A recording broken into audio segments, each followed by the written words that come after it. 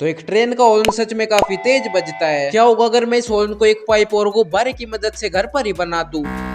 इसके लिए सबसे पहले मुझे एक पाइप का छोटा हिस्सा काटना होगा और इसे किसी भी तरह इस गुब्बारे के अंदर फिट करना होगा। बस थोड़ी ही मेहनत में ये काम तो हो गया। अब इस गुब्बारे को बचे हुए पाइप के ऊपर लगाना होगा और लास्ट बस अब इसके ऊपर टेप लगानी होगी। हाँ, अब ये टेप से अच्छी तरह चिपक चुका है। चलो इसे चला कर भी देखते हैं। बस हमें पाइप में फूंक मारनी होगी।